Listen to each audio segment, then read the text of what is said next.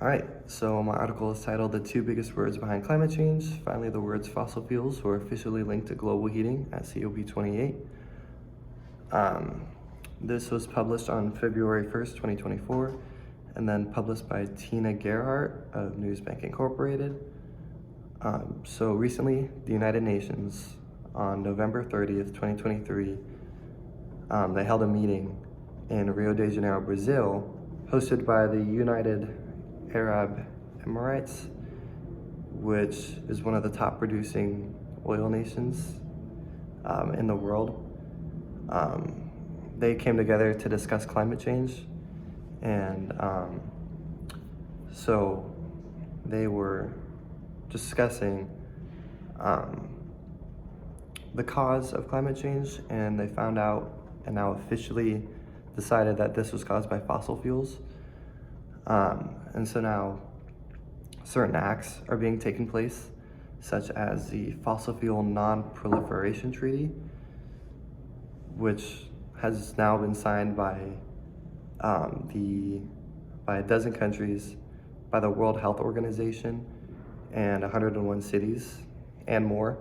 And so basically this treaty calls for an end to the expansion of coal, oil, and gas production.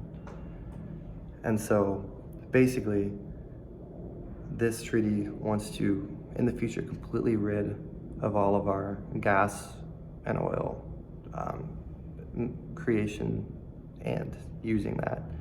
And so this also wants to triple global renewable energy and double the current rate of energy efficiency improvements, which is always good. Yeah, so of the 70,000 delegates there, 2,400 of those were fossil fuel lobbyists. And this also goes to try to keep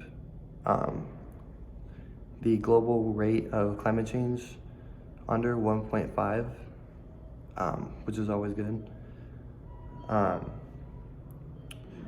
Yes, so this is very important because obviously climate change has been a very important topic of debate since since we started having problems.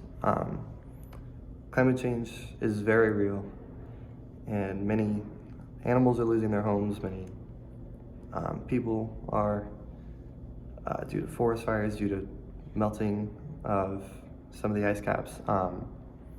So this is definitely a very relevant topic, and it's been very up to debate in our politics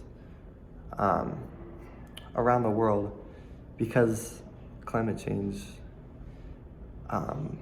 is such a controversial topic due to the fact that it can stop major nations and countries such as, the United Arab Emirates. Hope I'm saying that right. As long as it's keeping that from making money, of course, there's going to be political differences between them.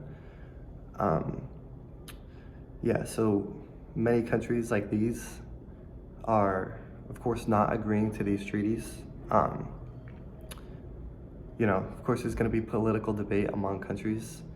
And then even in America, we're facing many problems with the Biden administration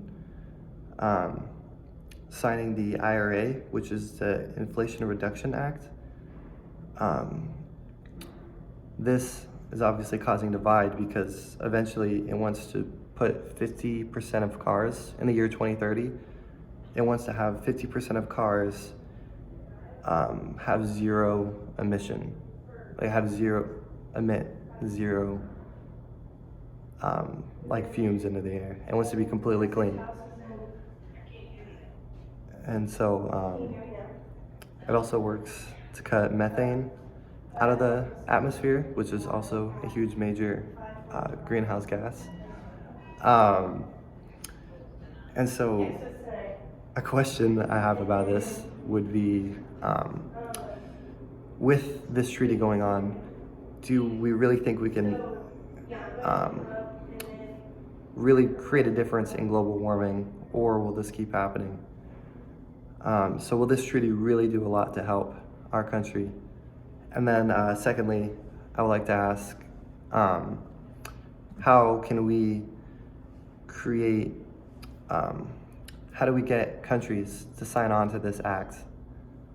How can we get more countries to agree with this and actually realize that what they are doing is bad? I believe personally that climate change is very real. And I think that this is a very necessary problem that needs to be taken care of. And therefore, I like what they were doing. However, I will say that some countries and organizations are handling it very wrong. For example, in California, there is a tax on truckers with big rigs. I think that is a wrong way to handle it because it's not really their fault, it's the employer's fault. So yes, I think that it needs to be handled better, but climate change is very real and definitely needs to be taken care of.